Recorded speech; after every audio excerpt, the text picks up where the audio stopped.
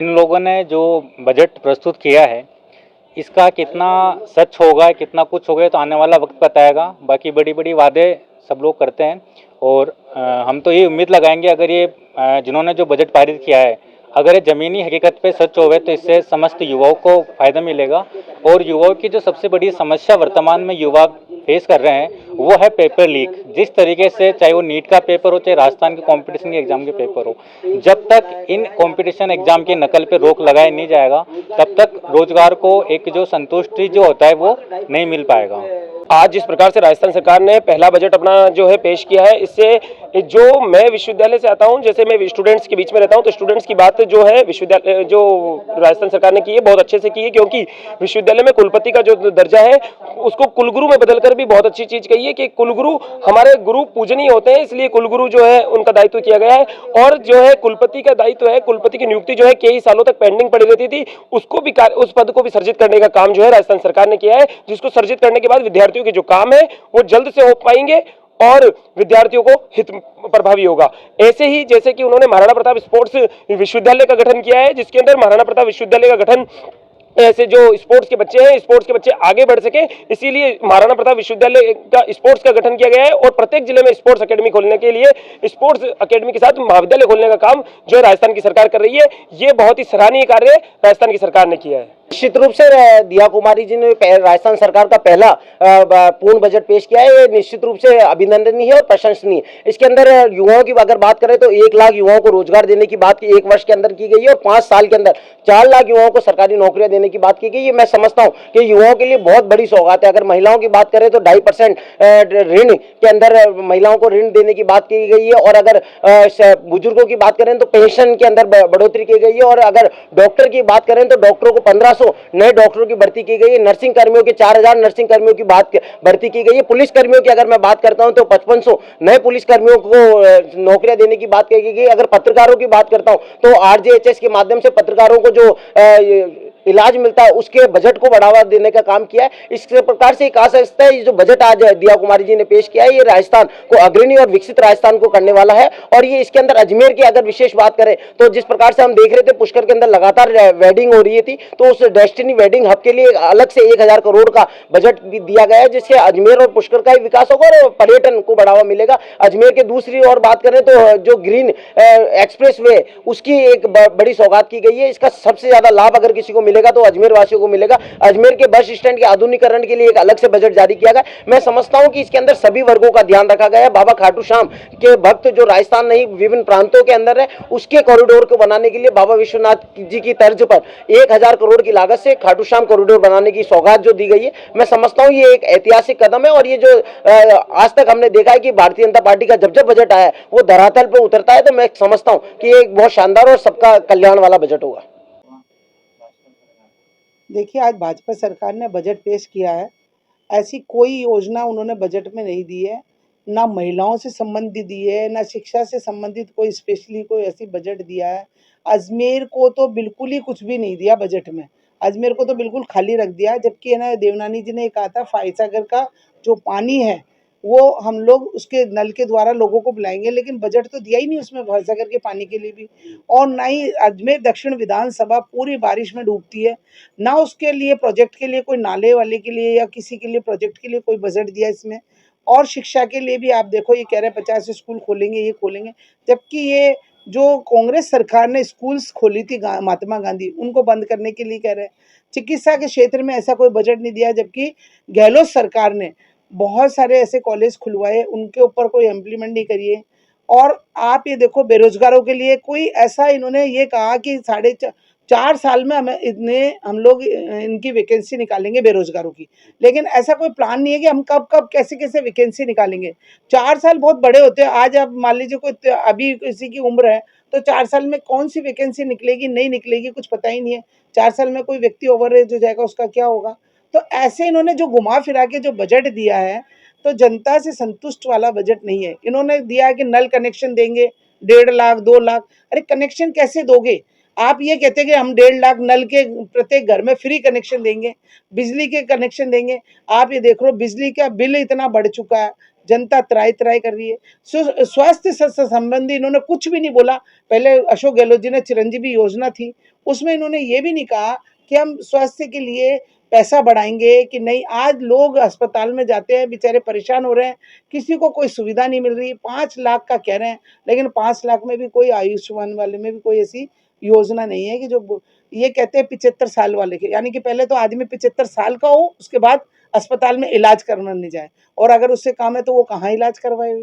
तो ऐसे करके इन्होंने कोई स्पष्ट बजट नहीं दिया और नहीं कोई इस तरह का बजट दिया कि जो जनता से संतुष्ट हो। आप गैस को देख लीजिए, सिलेंडर के ऊपर ये कुछ नहीं बोले कि हम सिलेंडर का रेट बढ़ाएंगे, कम करेंगे, बढ़ा रहे हैं, कोई कम के लिए नहीं कहा। महिलाओं के लिए इन्होंने कोई योजना नहीं लाई कि महिलाओं के लिए हम ये योजना लाएंगे जिससे कि महिलाएं अपना घरेलू उद्योग कर सकेंगी, ऐसा कोई नहीं है। आंगनवाड़ी के लिए, जबकि गहलोत सरकार ने आंगनवाड़ी को 7,000 पेमेंट किया था, ये 10,000 कर देते, इन्होंने वो भी नहीं किया। स्वास्थ्य कर्मचारी और हमारे सफाई कर्मचारियों का जो डेली वेजेस के कर्मचारी हैं, उनके ऊपर 1 रुपया भी इन्होंने भत्ते के रूप में नहीं बढ़ाया, जबकि इनको ये करना चाहिए कि सफाई कर्मचारी सबसे ज़्यादा मेहनत करते हैं, उनको 400 रुपये प्रतिदिन का देना चाहिए, लेकिन वो भी नहीं, क्योंकि इस जो महंगाई के उसमें कम से कम 400 रुपये उनको मिलने चाहिए, वो भी इन्होंने बिल्कुल नहीं कहा।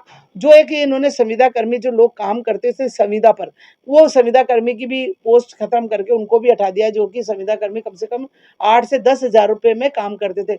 लेकिन उन्होंने ठेका प्रथा चालू कर रखी है, जिसमें ठेकेदार ही मालिक बन रहे हैं और ठेकेदार को फायदा हो रहा है और आम जन को कोई फायदा नहीं होता। ऐसे इन्होंने बजट में कोई भी प्रावधान नहीं रखा कि हम बेरोजगारों को कैसे करेंगे और कितना रोजगार देंगे, ये कोई बात इन्होंने बजट में नहीं रखी। अच्छा बजट यहाँ पेश किया है। जैसे कि खाटू श्याम प्रेमियों की संख्या आपको पता है कि बहुत दिन बर दिन बढ़ती जा रही है पूरे देश में, तो श्याम बाबा का जो मंदिर है वहाँ एक कॉरिडोर बनेगा, तो निश्चित रूप से पूरे देश से जो यात्री आते हैं उनको एक बहुत सुविधा का मौका लाभ मिलेगा। इसके अलावा जो कि आरजीएचएस में सास ससुर को, यानी कि पति के साथ अब पत्नी भी खुश होगी कि उनके पिताजी को भी जो इसका लाभ मिलेगा, तो कुल मिलाकर के कहीं ना कहीं सभी लोगों को स्पर्श करने की तो सर्वस्पर्शी बजट पेश किया है। मैं मानता हूँ ये एक बजट नहीं बल्कि एक नई विकास यात्रा शुरू करी है, जैसी अपेक्षा थी मुख्यमंत्री भजन लाल जी से, वैसा उन्होंने बहुत अच्छा बजट मांग दिया है आज। और दिया कुमारी ने जो इतना शानदार बजट दिया है तो हम बिल्कुल इसका स्वागत करते हैं। बिल्कुल निश्चित रूप से महंगाई में राहत मिलने की पूरी संभावना है। कहीं ना कहीं टैक्स कम किए हैं और जैसे हमें अपेक्षा थी कि इस बढ़ती हुई महंगाई में कहीं ना कहीं सरकार से जो अपेक्षाएं थी उस पर ये खरी उतरेगी। आज हमारे राजस्थान के यशस्वी मुख्यमंत्री आदरणीय भजन लाल जी शर्मा जी के नेतृत्व में आज राजस्थान सरकार का पहला और ऐतिहासिक बजट पेश हुआ। ये राजस्थान के इतिहास में पहला मौका है जब किसी नई सरकार का गठन होता है और पहली बार में राजस्थान की प्रदेश की जनता को ऐतिहासिक सौगात देने वाला ये बजट है। इसके अंदर जो सबसे बड़ी खास बात है कि हमारे जो प्रदेश में बेरोजगारी की समस्या है उसके समाधान के लिए 5 साल में 4 लाख से अधिक लोगों को रोजगार देने का हमारी सरकार ने वादा किया है और निश्चित रूप से हम वो पूरा करेंगे। इसके अलावा भी ERCP जो हमारा बहुत बड़ा प्रोजेक्ट है, पूरी राजस्थान के लिए जीवनदायिनी है, उसके अंदर भी 9,600 करोड़ के जो हमारे टेंडर हुए हमने वर्क ऑर्डर दे दिया, जल्दी उस पर काम हमारा चालू हो जाएगा। इसके अलावा भी हमारे तीर्थराज पुष्कर के अंदर जो नगर पालिका थी उसको नगर परिषद के रूप में क्रमोन्नत किया, हमारा वहाँ जो कोर्ट है उसको क्रमोन्नत किया। इसके अलावा हमारा जो ब्रह्मा मंदिर है, पुष्कर सरोवर है, उसके विकास की घोषणा हुई। इसके अलावा भी हमारे जो सावित्री माता का मंदिर है वहाँ पे उसका सौंदर्यीकरण और वहाँ पर एक लेक बना के पुष्कर के टूरिज्म को कैसे बढ़ा सके, इसके ऊपर भी माननीय मुख्यमंत्री जी ने बजट में घोषणा करी। हमारे अजमेर जिले को भी ऐतिहासिक सौगात दी, हमारे प्रदेश को भी ऐतिहासिक सौगात दी। इसके लिए सरकार का बजट आज विधानसभा में पेश हुआ है। लोगों को बहुत उम्मीद बनाई थी, लोगों ने इनके झूठे आश्वासन पर एक बार जो राजस्थान में पुनः सत्ता लाए, जिसका परिणाम ये निकला कि पहला ही बजट इनका झूठा साबित हुआ है, जिसमें जो बेरोजगारों को रोजगार देने की बात कही थी, कहीं भी रोजगार की बात नहीं कही है। जहां केंद्र से लेकर राज्य के अंदर इनकी सरकार होने के बाद ये अपने वादे पर खरे नहीं उतरे। महंगाई कमर तोड़ है, रसोई का बजट बिगड़ा हुआ है, उसमें इन्होंने कोई सुधार नहीं किया है, कोई महंगाई कम करने की बात नहीं की है। साथ ही जहाँ पेट्रोल के ऊपर और जहाँ रसोई गैस के ऊपर जहाँ बात कर रहे थे तो कांग्रेस की सरकार थी कि इस पे जो है हमें वेट कम करना है, लेकिन आज स्थिति क्या है, ज्यों की त्यों है, क्योंकि कथनी और करनी में फ़र्क है भारतीय जनता पार्टी की।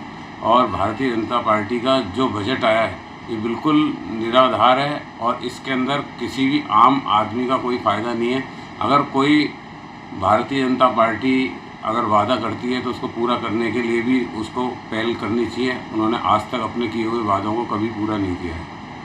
आज जो हमारे माननीय मुख्यमंत्री जी भजन लाल जी शर्मा हैं और साथ ही साथ जो दिया कुमारी जी उप मुख्यमंत्री, उन्होंने जो बजट आज पेश किया है सभी वर्ग को लेकर साथ चले हैं, सभी वर्ग के हितों का ध्यान रखते हुए आज जो बजट पेश किया गया है, तो मैं उनके लिए जो इस चीज़ के लिए मैं माननीय मुख्यमंत्री जी और माननीय उप मुख्यमंत्री जी का बहुत बहुत धन्यवाद देना चाहूँगी कि उन्होंने सब वर्ग का ध्यान रखकर इस तरह का बजट पेश किया है। तो सभी वर्गों को ध्यान में रख के क्या आप महिलाओं को देखें तो उनको जो घरेलू जो LPG सिलेंडर है उस पर 73 लाख का और प्रावधान रखा गया है बजट का। साथ ही साथ अन्नपूर्णा रसोई में 600 ग्राम अलग से खाना जो है और दिया जाएगा, अभी तक जो दिया था उससे ज़्यादा 600 ग्राम और दिया जाएगा। तो इसमें कम से कम 350 करोड़ खर्च का प्रावधान रखा गया है। पानी बिजली है जो इसके लिए उदय योजना का लागू की गई है।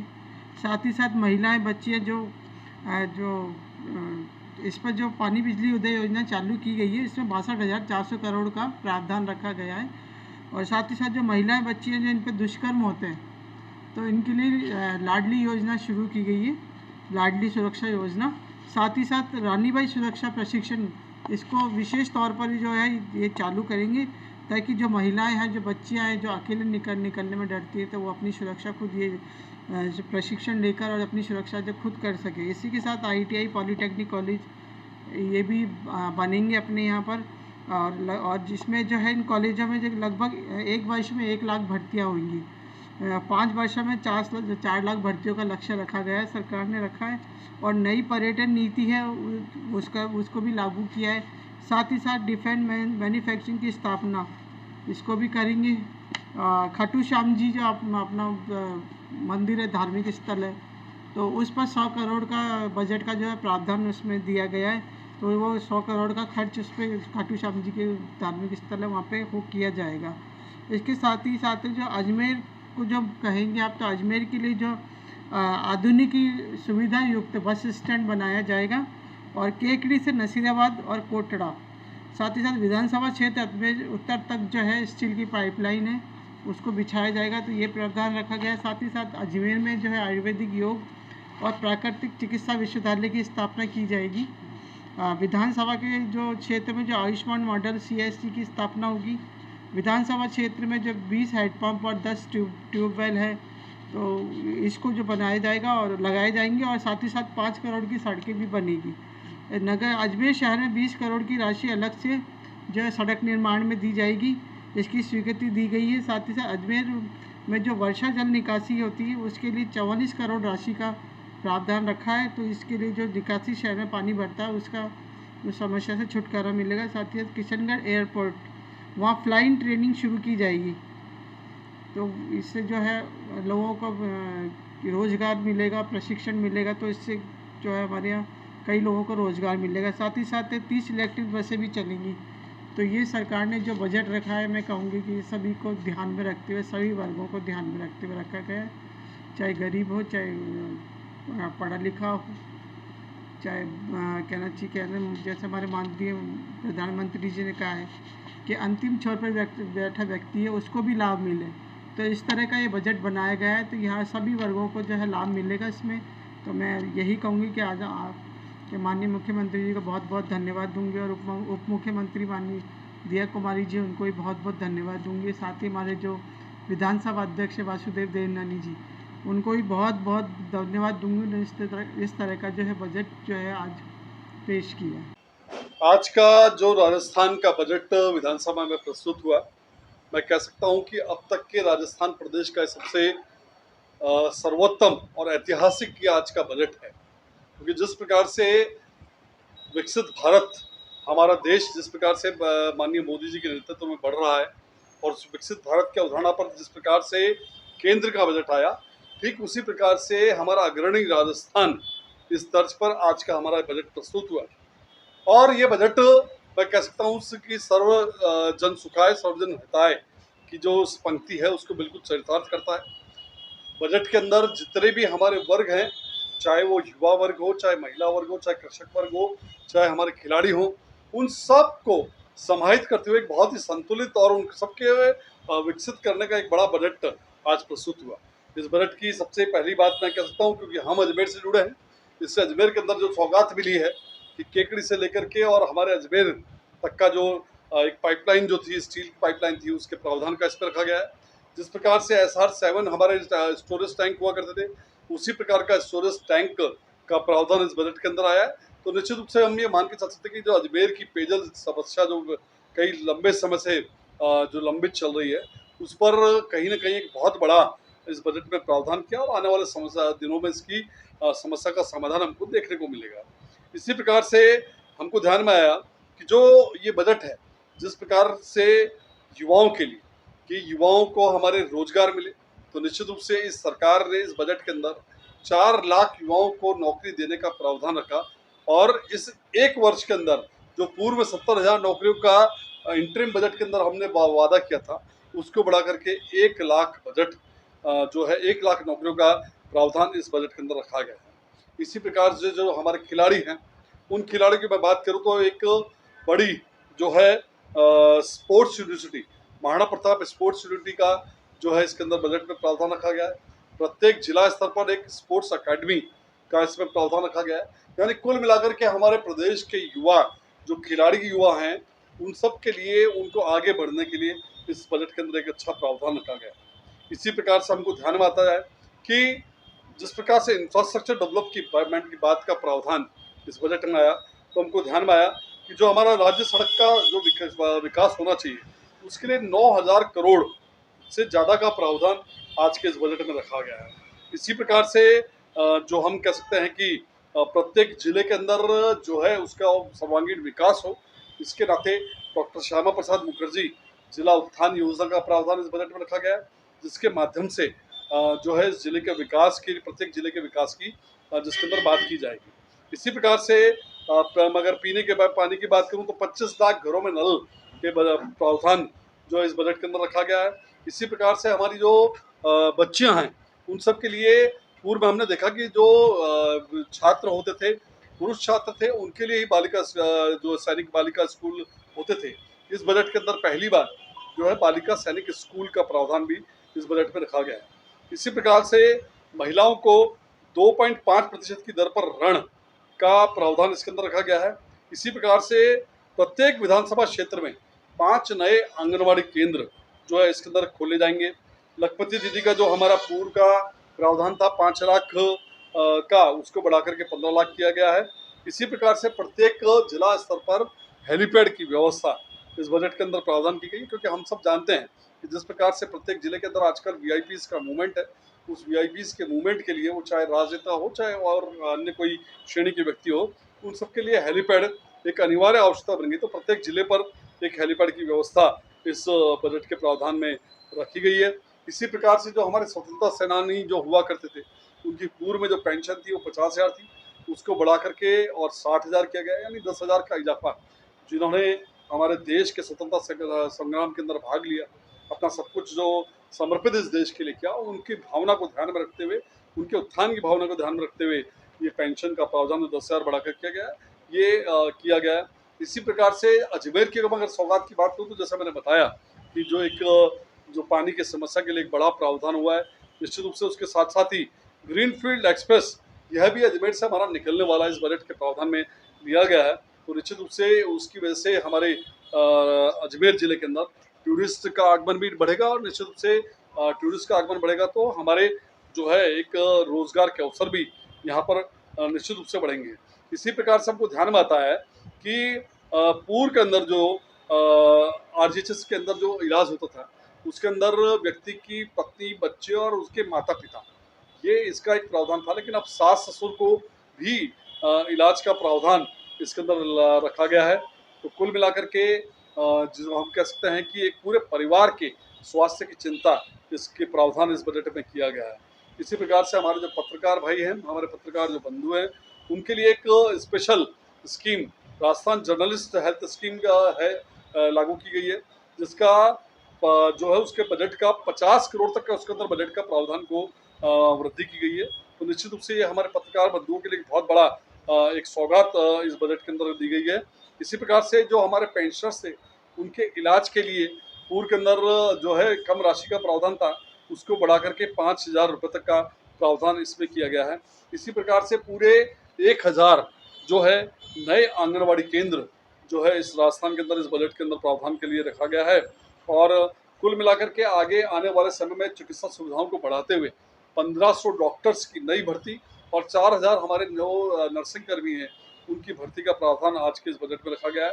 तो कुल मिलाकर के मैं कह सकता हूँ कि चाहे वो स्वास्थ्य का क्षेत्र हो, चाहे वो खिलाड़ियों का क्षेत्र हो, या हमारे किसानों को जिस प्रकार से इस बजट के अंदर जो उनके प्रावधान रखे गए हैं, उनके कल्याण के प्रावधान रखे गए हैं, या हमारे बालिकाओं के लिए रखे गए हों, हमारे छात्रों के लिए रखे गए हों, एक सर्वांगीण ऐसा बजट है जो पूरे सर्व वर्ग को स्पर्श करता हुआ और एक बहुत अच्छा बजट जो है आज की राजस्थान विधानसभा में प्रस्तुत हुआ है। और इसका लाभ निश्चित रूप से मैं कह सकता हूँ कि जो हमारी भारतीय जनता पार्टी का एक मूल मंत्र है अंत्योदय के आंगनबाड़ी केंद्र जो है इसके अंदर खोले जाएंगे। लखपति दीदी का जो हमारा पूर्व का प्रावधान था 5 लाख का, उसको बढ़ा करके 15 लाख किया गया है। इसी प्रकार से प्रत्येक जिला स्तर पर हेलीपैड की व्यवस्था इस बजट के अंदर प्रावधान की गई, क्योंकि हम सब जानते हैं कि जिस प्रकार से प्रत्येक जिले के अंदर आजकल वीआईपीज का मूवमेंट है, उस वीआईपीज के मूवमेंट के लिए वो चाहे राजनेता हो चाहे और अन्य कोई श्रेणी के व्यक्ति हो, उन सबके लिए हेलीपैड एक अनिवार्य आवश्यकता बन गई। तो प्रत्येक जिले पर एक हेलीपैड की व्यवस्था इस बजट के प्रावधान में रखी गई है। इसी प्रकार से जो हमारे स्वतंत्रता सेनानी जो हुआ करते थे उनकी पूर्व में जो पेंशन थी वो 50,000 थी, उसको बढ़ा करके और 60,000 किया गया, यानी 10,000 का इजाफा। जिन्होंने हमारे देश के स्वतंत्रता संग्राम के अंदर भाग लिया, अपना सब कुछ जो समर्पित इस देश के लिए किया, उनकी भावना को ध्यान में रखते हुए, उनके उत्थान की भावना को ध्यान में रखते हुए ये पेंशन का प्रावधान 10,000 बढ़ाकर किया गया, ये किया गया। इसी प्रकार से अजमेर की अगर सौगात की बात करूँ तो जैसा मैंने बताया कि जो एक जो पानी की समस्या के लिए एक बड़ा प्रावधान हुआ है, निश्चित रूप से उसके साथ साथ ही ग्रीनफील्ड एक्सप्रेस यह भी अजमेर से हमारा निकलने वाला इस बजट के प्रावधान में लिया गया है। तो निश्चित रूप से उसकी वजह से हमारे अजमेर जिले के अंदर टूरिस्ट का आगमन भी बढ़ेगा, और निश्चित रूप से टूरिस्ट का आगमन बढ़ेगा तो हमारे जो है एक रोजगार के अवसर भी यहाँ पर निश्चित रूप से बढ़ेंगे।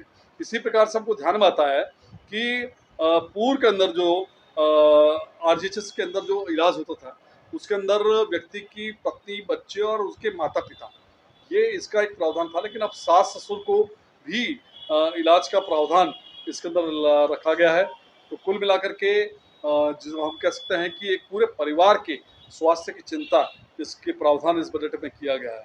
इसी प्रकार से हमारे जो पत्रकार भाई हैं, हमारे पत्रकार जो बंधु हैं, उनके लिए एक special scheme Rajasthan journalist health scheme का है लागू की गई है, जिसका जो है उसके बजट का 50 करोड़ तक का उसके अंदर बजट का प्रावधान को वृद्धि की गई है। तो निश्चित रूप से ये हमारे पत्रकार बंधुओं के लिए बहुत बड़ा एक सौगात इस बजट के अंदर दी गई है। इसी प्रकार से जो हमारे पेंशनर्स थे उनके इलाज के लिए पूर्व के अंदर जो है कम राशि का प्रावधान था, उसको बढ़ा करके 5,000 रुपये तक का प्रावधान इसमें किया गया है। इसी प्रकार से पूरे 1,000 जो है नए आंगनवाड़ी केंद्र जो है इस राजस्थान के अंदर इस बजट के अंदर प्रावधान के लिए रखा गया है। और कुल मिलाकर के आगे आने वाले समय में चिकित्सा सुविधाओं को बढ़ाते हुए 1500 डॉक्टर्स की नई भर्ती और 4,000 हमारे जो नर्सिंग कर्मी हैं उनकी भर्ती का प्रावधान आज के इस बजट में रखा गया है। तो कुल मिलाकर के मैं कह सकता हूँ कि चाहे वो स्वास्थ्य का क्षेत्र हो, चाहे वो खिलाड़ियों का क्षेत्र हो, या हमारे किसानों को जिस प्रकार से इस बजट के अंदर जो उनके प्रावधान रखे गए हैं, उनके कल्याण के प्रावधान रखे गए हैं, या हमारे बालिकाओं के लिए रखे गए हों, हमारे छात्रों के लिए रखे गए हों, एक सर्वांगीण ऐसा बजट है जो पूरे सर्व वर्ग को स्पर्श करता हुआ और एक बहुत अच्छा बजट जो है आज की राजस्थान विधानसभा में प्रस्तुत हुआ है। और इसका लाभ निश्चित रूप से मैं कह सकता हूँ कि जो